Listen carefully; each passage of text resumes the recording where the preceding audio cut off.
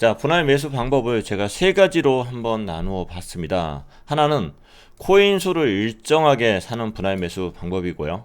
다시 이야기해서 리플의 XRP를 230원부터 140원 구간까지 매수를 하는 데 있어서 모든 구간에 1000개씩을 매수를 한다. 코인을 일정한 수량으로 매수를 하는 거죠. 그러면은 각 구간마다 가격이 떨어질 때 계속적으로 매수를 하는 건데, 일정한 양으로 매수를 하는 건데, 각 구간마다 들어가는 비용이 점점 줄어들겠죠. 처음에는 23만원으로 1000개를 샀는데 제일 나중에 가서는 14만원으로 1000개를 사더라. 이게 바로 코인수 정액 분할 매수라고 합니다. 그리고 두 번째는 기축 정액 분할 매수입니다. 자, 이 이야기는 무슨 이야기냐면은 각 구간별로 해서 내가 투자한 금액을 일정하게 만들었다. 모든 구간에 18만 5천원씩 일정한 금액으로 매수를 했다. 가격이 계속 떨어지고 있으니까 떨어질수록 매수된 코인 수는 계속 증가하는 거죠. 18만 5천원으로 첫 번째 구간에서 804개를 샀는데 나중 마지막 140원 구간에서는 1321개를 사더라. 그래서 매수 금액을 여기를 기축이라 하죠. 왜냐하면 기축이 원화가 될 수도 있고 비트코인이 될 수도 있기 때문에 이렇게 이름을 지었습니다. 자, 그리고 제가 좋아하는 방법은 이겁니다. 기축 비중 증가 분할 매수입니다. 첫 번째 구간은 18만 5천원을 시작했는데 가격이 조금 더 떨어졌다? 그러면 24만원어치를 더 사는 겁니다. 그 다음에는 32만 5천원어치. 이 기축의 비중을 계속해서 키워나가는 거죠. 자, 여기에 나와있는 이름들은 킬리만 학파에서 그냥 이름을 붙인 겁니다. 코인 가격에 있어서 차트라는 것은 알 수가 없죠. 가격이 떨어지다가 이 구간까지 매수하고 이렇게 올라갈 수도 있는 거고, 중간까지 왔다가 올라갈 수도 있는 거고, 이 구간을 전부 다 돌파하고 더 낮은 구간에서 올라갈 수도 있는 거고, 알 수가 없다. 만약에 가격이 이 정도 떨어지다가 여기서 변곡점을 만들고 올라가 버린다. 그러면은 1번의 경우가 수익이 높겠죠. 왜냐하면 가장 많이 매수가 됐으니까 3000개가 매수됐고, 여기는 3000개가 안 되는 거고, 여기는 2000개도 안 되는 거고. 그래서 어떤 방법이 가장 좋은 방법이다, 그건 알 수가 없습니다. 왜? 미래의 차트를 알 수가 없기 때문에. 당연한 이야기죠. 자, 그래서 가정을 하나 해볼게요. 얼마만큼 떨어질지를 몰라요. 제가 선정한 코인 자체는 위험하지 않은 코인이기 때문에 언젠가는 반등을 해줄 것이다. 그런 전제 조건을 가지고 지금 이 중에서 어떤 게 유리한 건지 한번 확인을 해 보도록 하겠습니다. 자, 세 가지 경우 다 전부 다 185만원을 투자를 했습니다. 185만원을 전부 다 투자를 했어요. 그리고 230원부터 140원 구간까지 동일한 구간을 매수를 했어요. 단지 기축 비중 증가 분할 매수 같은 경우는 매수 금액 자체가 꾸준히 더 늘어나야 되니까 매수하는 횟수를 더 줄일 수밖에 없습니다. 매수 구간이 더 넓은 거예요. 자, 이렇게 했을 때 차트가 끝까지 떨어졌다. 그러면은 1번 같은 경우는 매수된 코인 수가 10,000개이고, 그리고 2번 같은 경우는 1252개가 매수가 되고, 3번 같은 경우는 1646개가 매수가 됩니다. 자, 기축을 정액으로 했을 때 이거 같은 경우는 1번에 비해서 수량이 3% 정도 많고요. 3번 같은 경우 기축의 비중을 계속 증가시켰을 때는 1번보다 6%가 많고, 그리고 2번보다 4%가 많더라. 그렇기 때문에 차트가 바닥을 찍고 다시 올라갔을 때 더 많은 수익을 남기는 쪽은 바로 기축 비중 증가 분할 매수 방식이다. 이걸 설명을 안 했구나. 자, 코인 수를 정액으로 했을 때, 이렇게 했을 때 딱 1000개로 정액으로 했죠. 그럼 평단은 어디다? 가운데다. 딱 가운데 정도가 나오겠죠. 자, 기축을 정액으로 했다.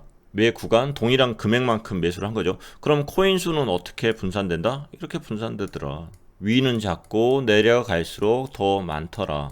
그렇기 때문에 평단이 그것보다는 조금 더 낮게 형성되겠죠. 여기는 185, 여기는 182 평단입니다.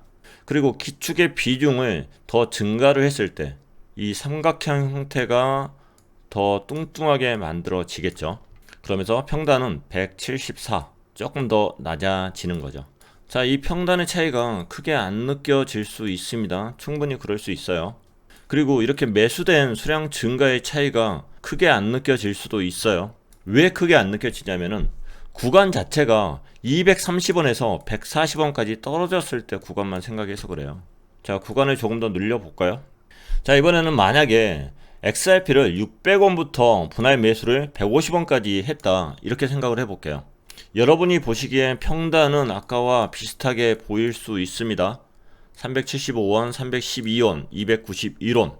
매수된 구간이 넓을수록 그 차이는 커지는 거죠. 자, 매수된 물량을 보면은 1번 코인수 정액 방법은 4,935개지만은 2번 기축 정액 방법 같은 경우는 5,932더라. 즉 1번 방법보다 무려 20%가 더 상승된 물량이다.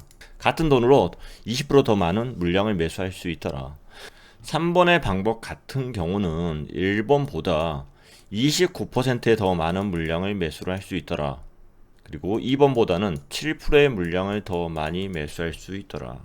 분할 매수하는 방법이 어떤 게 맞다 이렇게 말씀은 할 수 없어요. 왜냐하면 미래 차트를 알 수 없기 때문에, 어디서 변곡점이 나올지는 모르기 때문에 그거에 대해서 이야기를 할 수는 없습니다. 하지만 저 같은 경우는 이런 균일한 방법보다는 이렇게 피라미드 형태로 들어가는 이런 매수를 더 선호를 합니다. 왜냐하면 심리적인 것 때문에. 어차피 저 같은 경우는 장기 물량을 가지고 있어요. 그래서 올라가면 좋아요. 근데 항상 차트가 올라가기만 하나요? 떨어지기도 하잖아요. 이때도 내가 멘탈이 살아 있어야 되잖아요. 떨어질 때 내가 멘탈이 살아 있을 수 있는 방법은 선물 시장에서 숏배팅을 했거나 아니면은 더 많은 자금으로 더 싸게 매수할 수 있었을 때, 계획이 중요하다. 계획대로 실행하는 게 굉장히 중요하다고 이제 말씀을 드렸잖아요.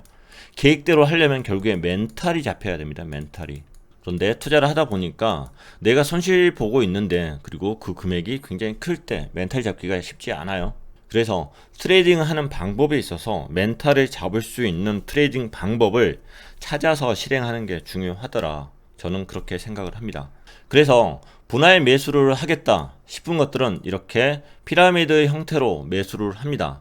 그리고 제가 아까 인슈런스 자금에 대해서 이야기를 했죠. 그래서 이렇게 분할 매수하는 자금만큼의 자금을 인슈어런스로 놔둡니다. 그리고 1번의 자금 같은 경우는 매수를 목적으로 하고 2번의 자금은 매수를 목적으로 하지 않습니다.